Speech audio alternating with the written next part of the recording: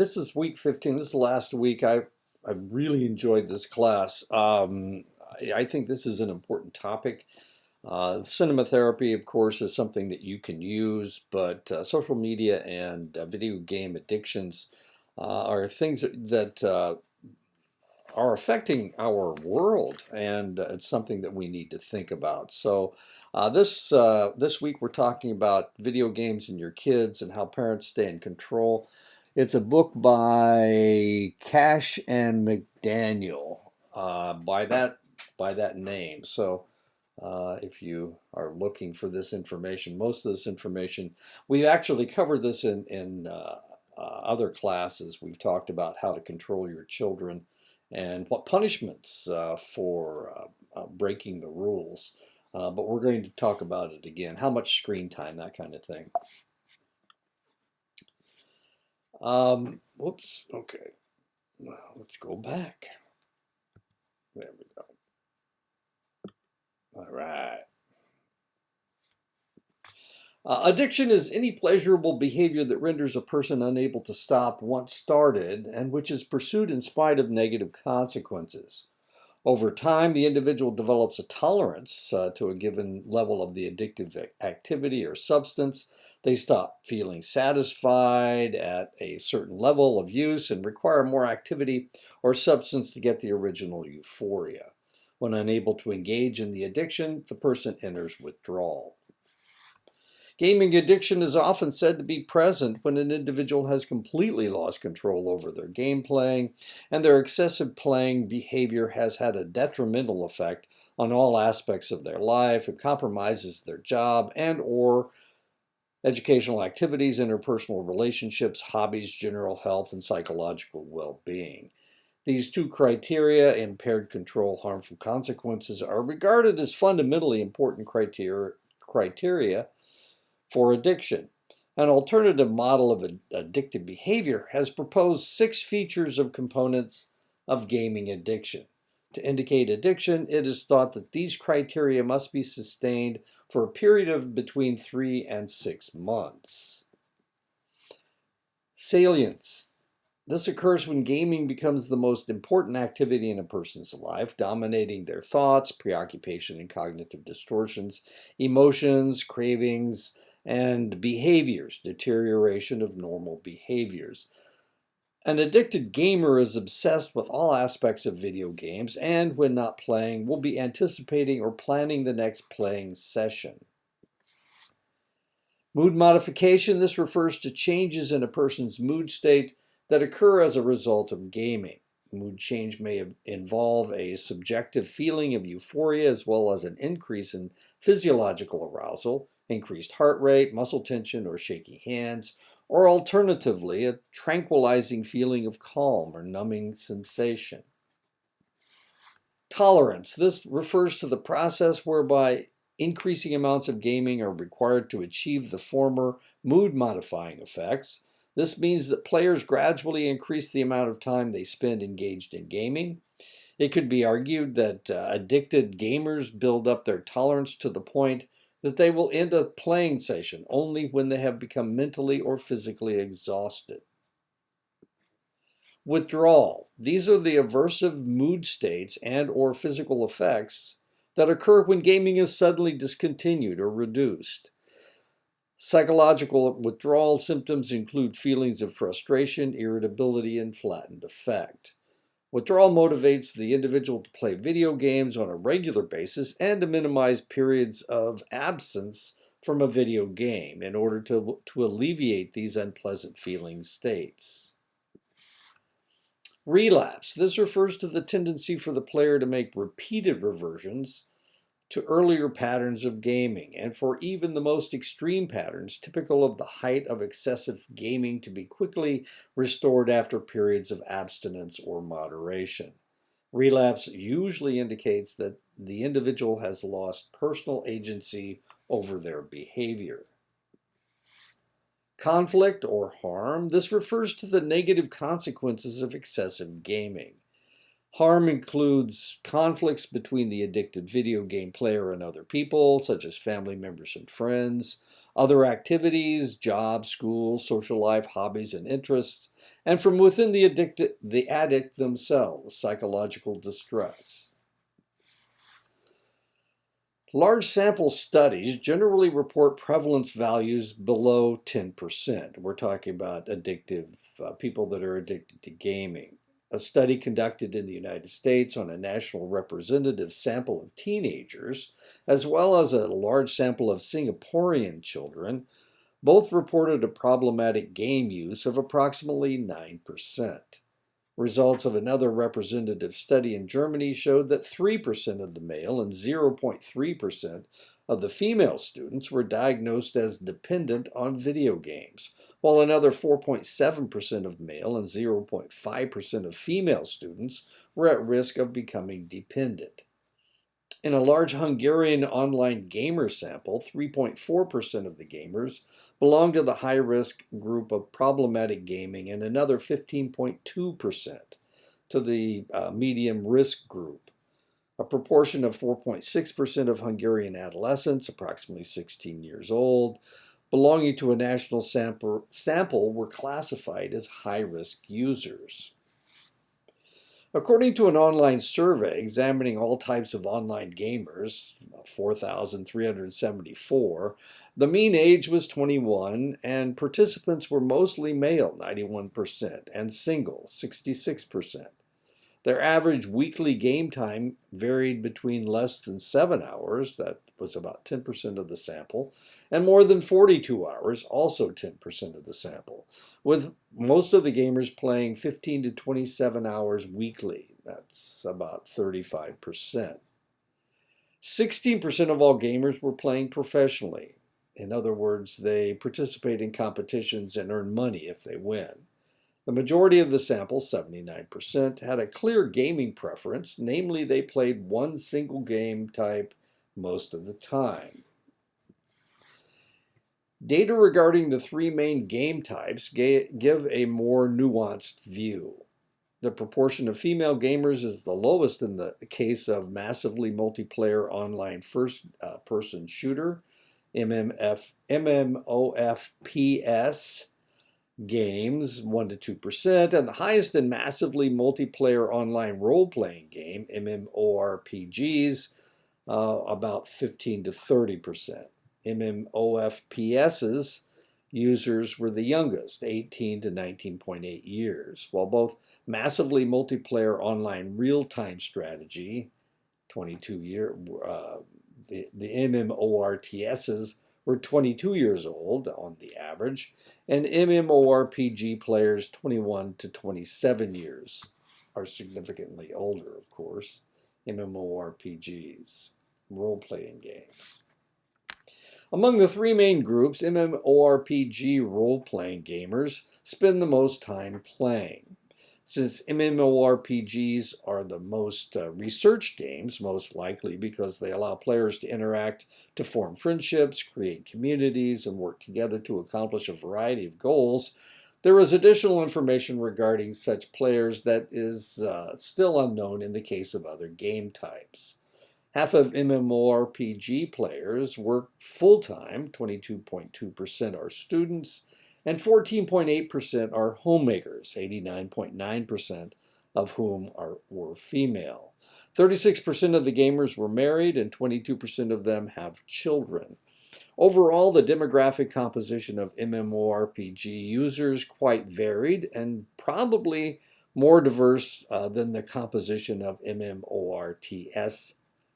The strategy, the individuals working with strategy, the games working with strategy, and MMOFPSs, the shooter games, although this needs to be empirically established. There is now a relatively large number of studies all indicating that excessive video game play can lead to a wide variety of negative psychosocial consequences for a minority of affected individuals.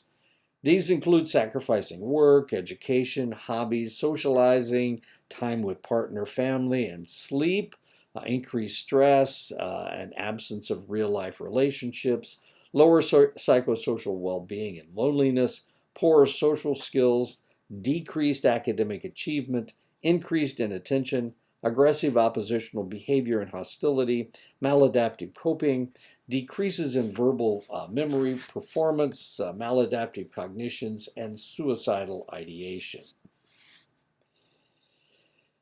In addition to the reported negative psychosocial consequences, there are also many reported health and medical consequences that may result from excessive video game playing. These include epileptic seizures, auditory hallucinations, visual hallucinations, enuresis, wet the bed, that means that you wet yourself, encopresis, that means you defecate on yourself, obesity, wrist pain, neck pain, elbow pain, tenosynovitis, also called nintenditis, blisters, calluses, sore tendons, numbness of fingers, hand-arm vibration syndrome, sleep abnormalities, psychosomatic challenges, and repetitive strain injuries. Taken together, this relatively long list of potential psychosocial and medical negative consequences clearly indicates that excessive gaming is an issue, irrespective of whether it is an addiction.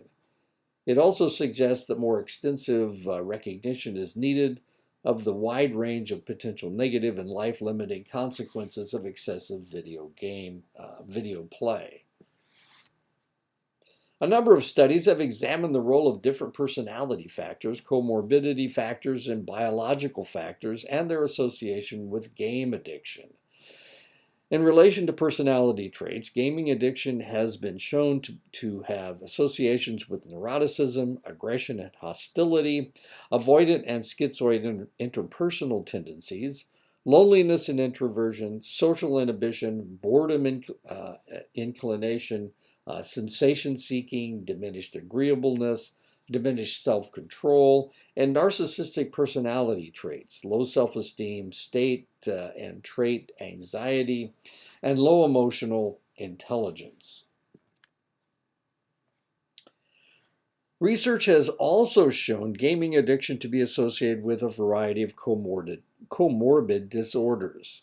This includes attention deficit hyperactivity disorder, symptoms of generalized anxiety disorder, panic disorder, depression, social phobia, school phobia, and various psychosomatic symptoms.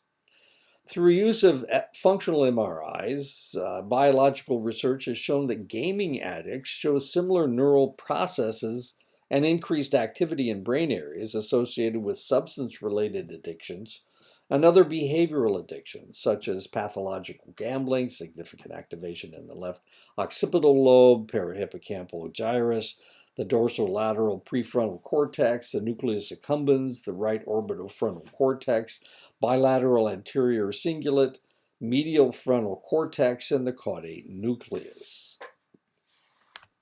Prior to the publication of the latest DSM-5, there have been some debate as to whether internet addiction should be introduced into the text as a separate disorder. Alongside this, there was debate as to whether those researching the online addiction field should be researching generalized internet use and or the potential addictive activities that can be engaged in on the internet, for example, gambling, video gaming, sex, and shopping.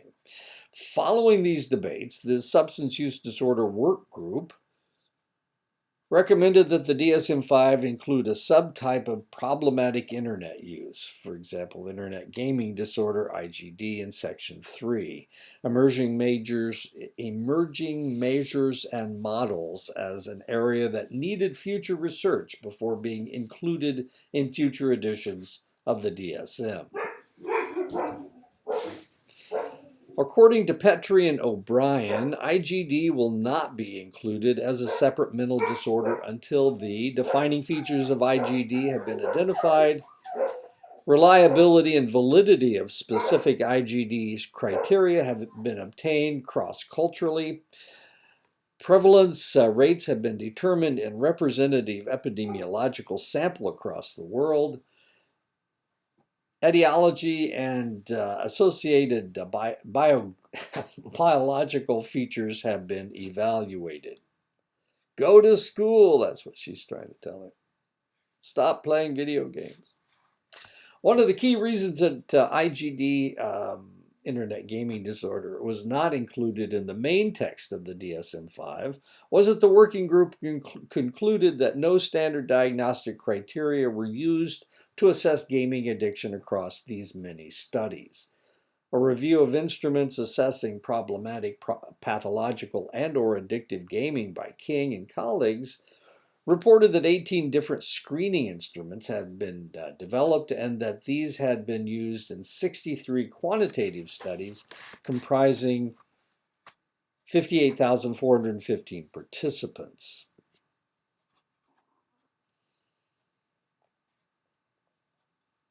The King et al. Review identified both strengths and weaknesses of these screening instruments.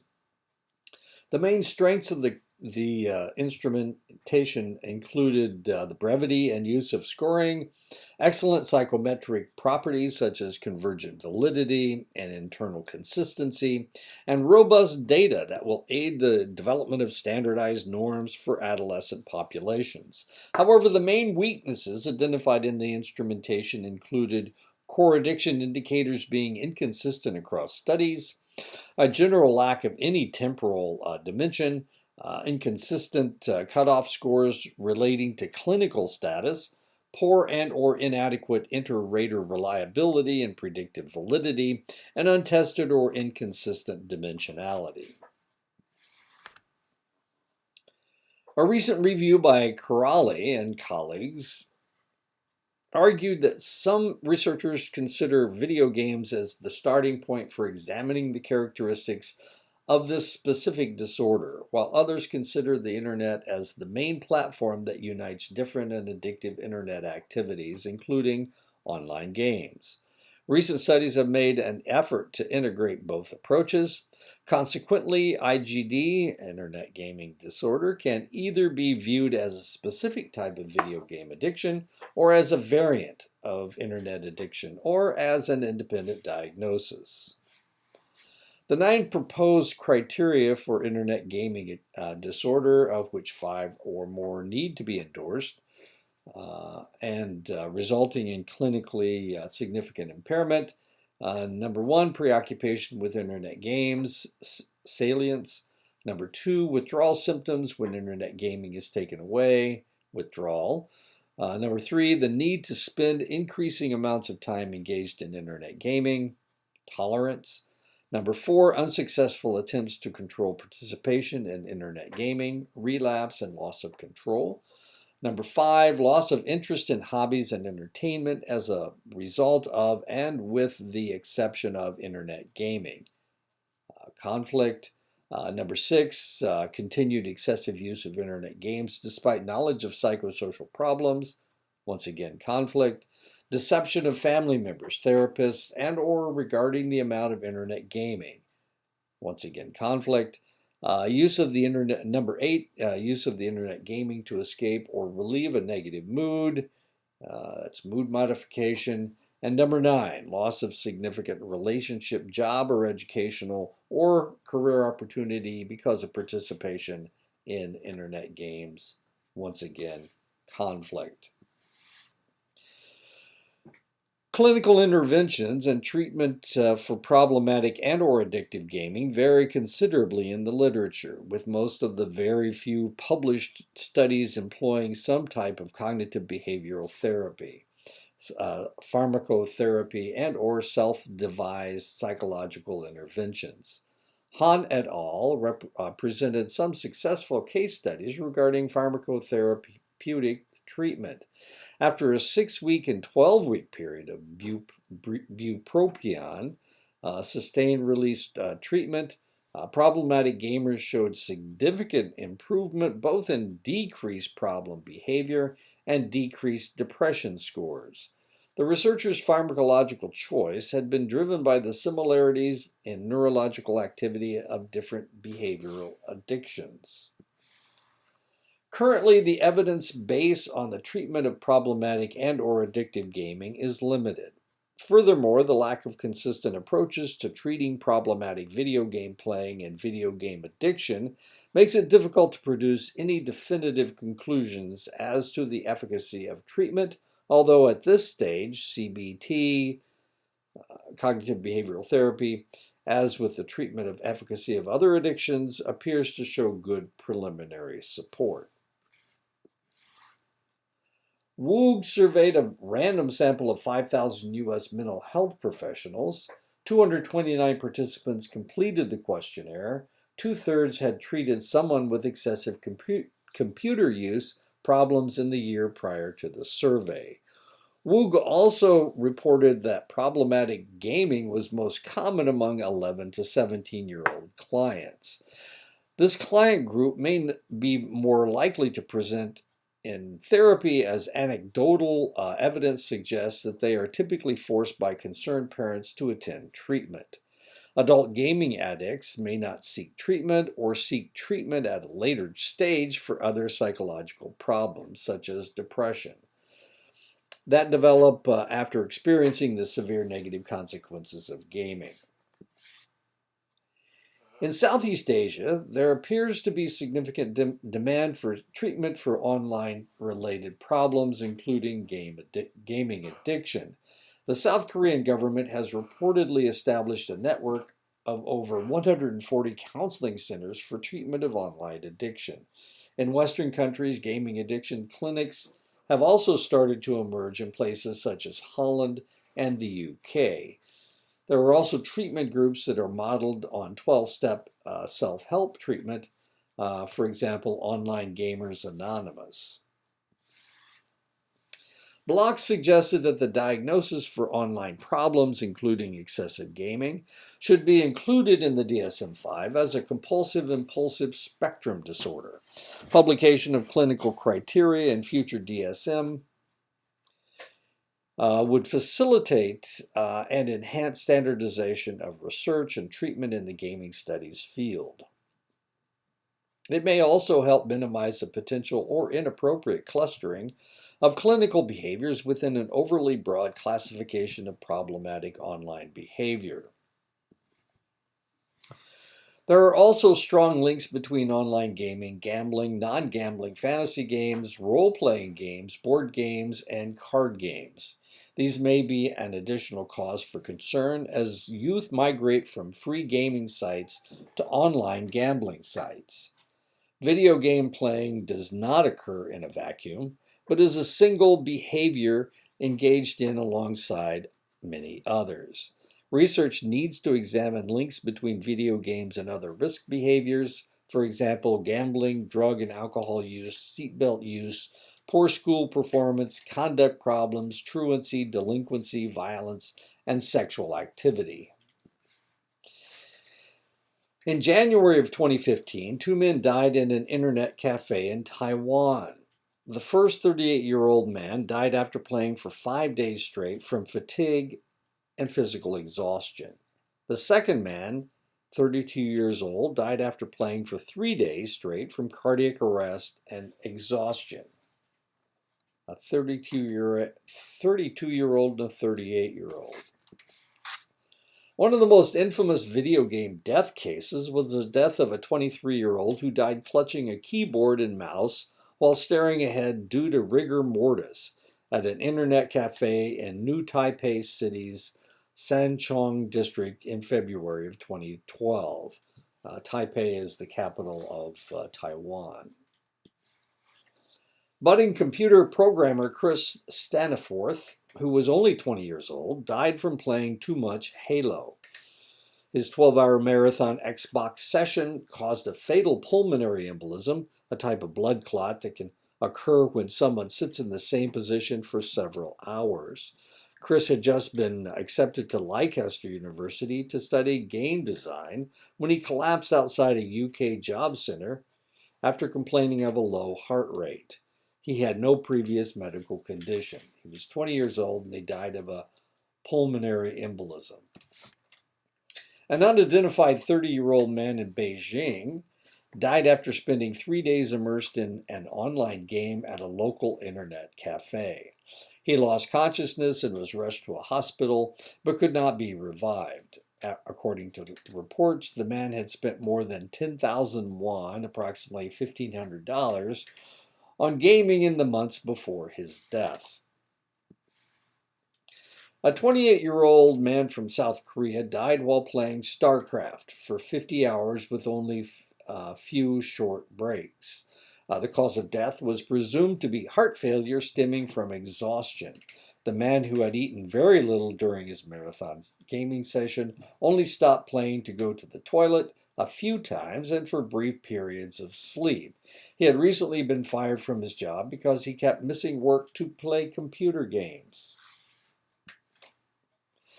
Gerald Spandenberg, an avid World of Warcraft player, died while raiding with his World of Warcraft guild after getting into a heated argument during the raid. His cause of death was an abdominal aneurysm. An aneurysm is a blood vessel that balloons out and it bursts. That's an aneurysm. Presumably brought about by long periods of sitting at the computer combined with the stress of the argument. After Gerald suddenly went silent during the raid, he was auto-logged out of the game after 10 minutes of inactivity and did not log in again. Well, he was dead. His guides assumed he was being childish and had deserted them, so they kicked him out of the guild and kept on raiding. It wasn't until 3 weeks later that they learned what happened from Gerald's daughter and felt horrible about it for kicking him out of the guild. A young Chinese girl, known by her nickname Snowly, died after playing World of Warcraft for several days straight during a national holiday. Snowly was a key member of the World of Warcraft guild who said the girl had been preparing for a very difficult raid and had had very little rest in the days prior. An in-game funeral was held for Snowly in the week after her death, but sadly the event was overshadowed by the death of another popular World of Warcraft player during the same week. So how much time on the computer is appropriate for a child? How much is too much? What games are okay? When should they play on the computer? Is there room in their schedule for homework, sports, exercise, time with the family and friends? No screen time for children under 2 years of age. 1 to 2 hours daily screen time for preschool age children. 2 hours for elementary age children. 2 to 3 hours of daily screen time for middle and high school school-age teens. Screen time means both television and computer entertainment. No television, internet, or gaming console in your child's room. This is absolute, and this has been in all of the lectures that talk about this. No television, internet, or gaming console in the kid's room. Otherwise, he won't sleep. He'll get up during the middle of the night and start playing his game. Make a plan scheduling gaming times and choices in advance. A gaming plan helps everyone choose and use gaming carefully. Address fairness issues with siblings. Older siblings may have different limits from younger siblings. Limit children's total screen time, including time playing video and computer games and surfing the internet. Adding television viewing to the screen time is optional.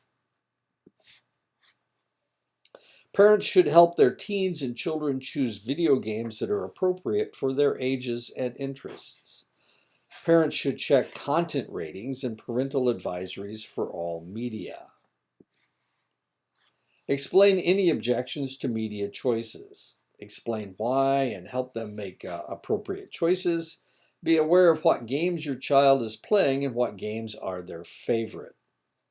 Parents should sit in on sessions to better understand the nature of the gaming experience and witness their behavior. Be aware of the language and gaming slang being used. Ask for definitions. WTF means the same to them as it does to you, and I can assure you it is not a word, it's not a acronym that they should be using. Where's the fudge? Develop a list of enjoyable activities that can fill the void of screen time. The most common reason children cite for playing video games is boredom. A parent who expects the limited time to be filled with chores and homework is probably mistaken, and the child may feel cheated. This may mean that the parent will have to join in the new fun activity, which means if they are using uh, the uh, the screen as a babysitter, probably not anymore. If the gaming limits creates conflict, the parent should not negotiate, as that will create a situation where the limits are perpetually expanded until the limits are meaningless. If talk is unsuccessful, then professional help may be needed. Professional help may be required if the child has any of the following problems and is using gaming as a means of focusing: ADHD, learning disabilities, food disorders, addiction issues, anger management, like this kid obviously does. Here's a article written by Hartman, Jung, and Vorder. What determines video game use? The impact of users' habits, addictive tendencies, and intentions to play. The Hartman et al. 2012 study explored the role of intentions, habits, and addictive tendencies in people's video game use. Survey data was collected in 2 waves. A total of 351 were measuring causal factors and outcomes. Results of mediation analyses reveal a positive impact of both habits and addictive tendencies on video game use that is partly affected by users' intentions. Moderation analyses suggest that the impact of habits, but not of addictive tendencies, on video game use decreases the less users intend to play. Taken together, these findings suggest that users' video game habits, addictive tendencies, and intentions jointly determine video game use. Rabin and Beyer, Family Media and School-Related Risk Factors of Video Game Addiction, a five-year longitudinal study. And you get to see the two of them. There they are, Rabin and Beyer. This study investigated the causes of gaming addiction in an attempt to explain why video game playing as a widespread phenomenon leads to a comparatively small percentage of addicted players. In this paper, the results of a 2-wave longitudinal study comprising a sample of students from grades 4 to 9, 406 in total, are presented looking at family media and school-related risk factors. In 4th grade, 34% of children had their own TV, 29% had their own computer, 23% had a gaming console, and 59% had a handheld gaming console.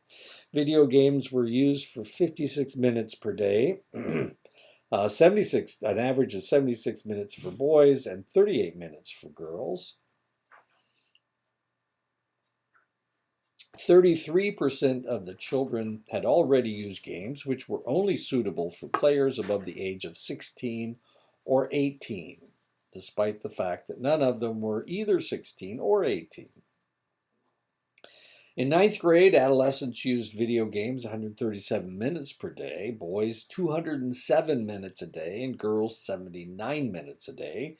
10 adolescents, 2.6%, were classified as being at risk, and 5 adolescents, 1.3%, were identified as being addicted to video games. The relevance of school-related variables is emphasized by the fact that well-being at school proves to be a protective factor. Social involvement and emotional experience in school could prove to be important predictors of gaming addiction. Children with a difficult position in real life may well be entering virtual worlds in an inadequate attempt at self-regulation. A lack of social involvement and limited well-being at school are compensated for in a dysfunctional manner by the recognition and self-efficacy experienced in video games, though the risk of long-term psychological addiction increases. Parental devotion and supervision did not prove to be significant for the estimation of risk. This was shown by media-related parent supervision. The results of this study provided no basis for arguing that this is a promising strategy for the age group of 10 years and older. Two conclusions can be drawn from this.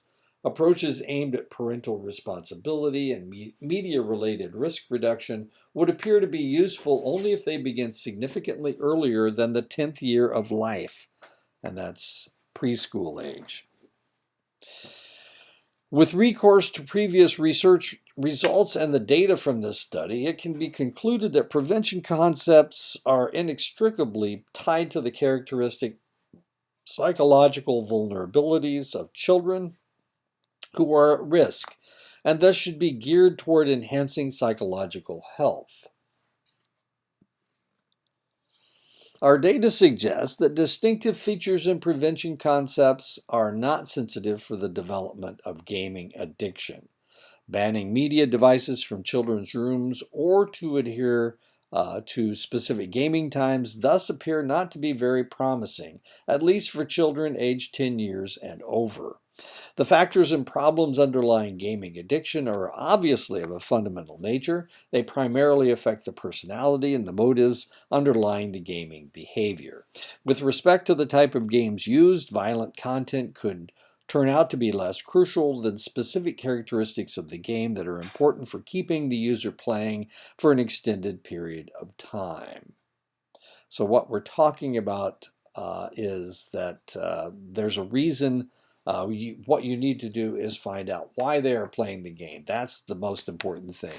They are becoming addicted to the game for a specific reason, and it's probably a reason that has to do with their mental makeup. Although gaming time predicts gaming addiction in a model that only includes media usage variables, in the full longitudinal model, the effect disappears. This supports the assumption that gaming time is a weak predictor for gaming addiction. In our cross-sectional model, problematic video game use was predicted by elevated gaming time. High gaming time in childhood could lead to problematic video game use, which in turn heightens the risk of the development of gaming addiction.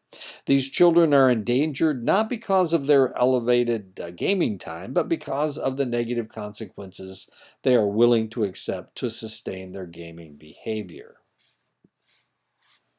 With respect to school-related performance indicators, our study shows that gaming addiction cannot be predicted by means of either school grades or one's self-concept of ability to perform at school.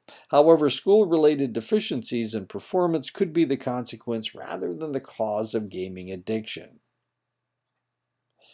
Children who do not participate much in their classmates' social activities and who do not feel comfortable at school have an elevated risk of development of gaming addiction, as well as of subsequent academic failure.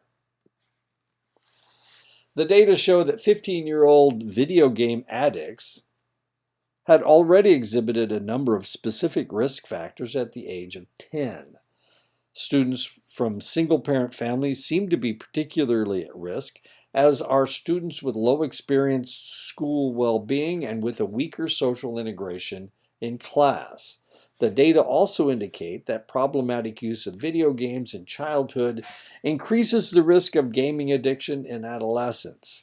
Male students are especially vulnerable for developing gaming addiction. And one last piece of research. This is Han, Huang, and Renshaw. Bupropion sustained release treatment decreases craving for video games and cue-induced activity in patients with internet video game addiction. This was done in 2010. Bupropion has been used in the treatment of patients with substance dependence. Bupropion is an SSRI. Han et al. In 2010 hypothesized that 6 weeks of bupropion treatment would decrease craving for internet gameplay as well as video game cue-induced brain activity in patients with internet video game addiction. 19 male subjects, 11 diagnosed with internet video game addiction, and 8 controls were used in the study.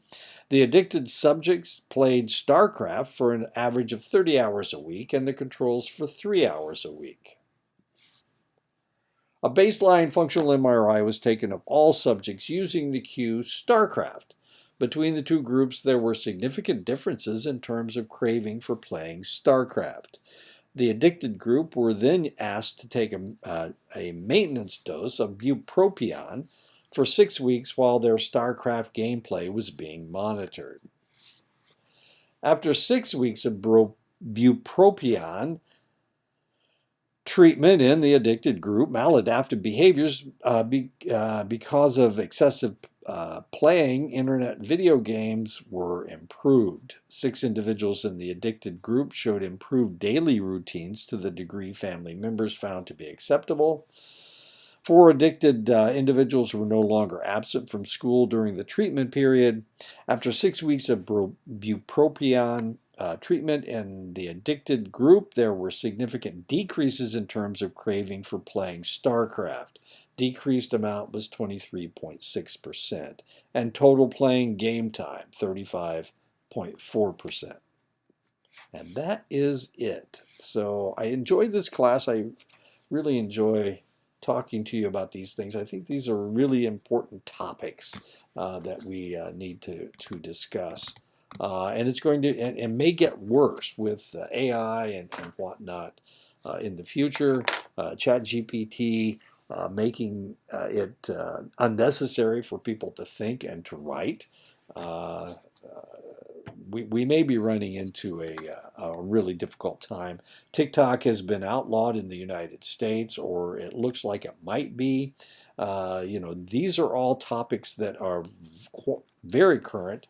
The gaming addiction may happen in the future. I was reading an article about pornography. It was really kind of fascinating because what they were saying is it looks like reproduction may be less frequent in the future because of pornography, because males don't feel a need to date anymore. There's all kinds of crazy stuff on the internet now.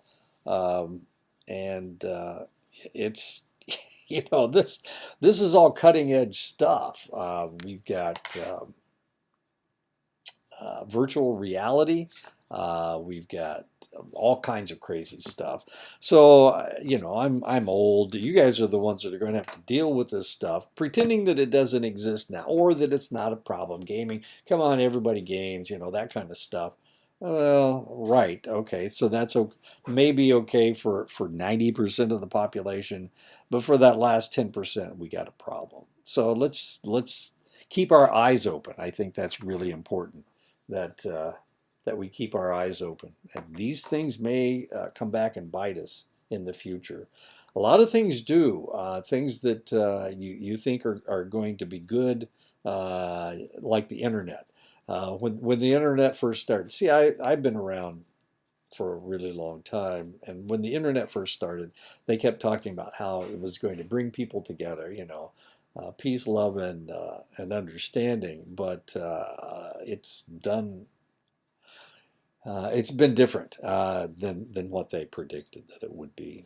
It hasn't been all roses and caviar or whatever. Anyway, so these are things we need to continue to think about. Pretending that the world is always going to be the way it is today is not very realistic. So enjoy the class. This is the last lecture. I'll see you around.